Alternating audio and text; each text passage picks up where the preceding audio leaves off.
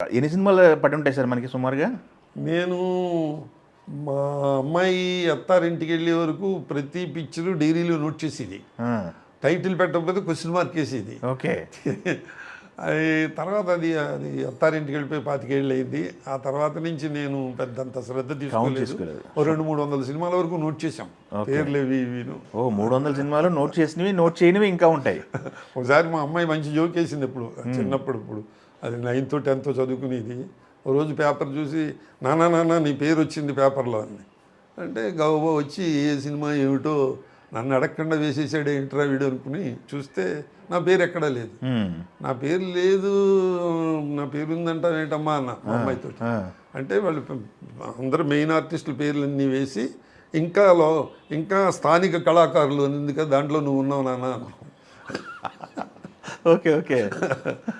అట్లా పేపర్లో వచ్చినవి వాటిని నోట్ చేసేవాళ్ళం. ఓకే. ఓకే. ఆ తర్వాత నాకు కొంచెం ఇంట్రెస్ట్ తగ్గింది.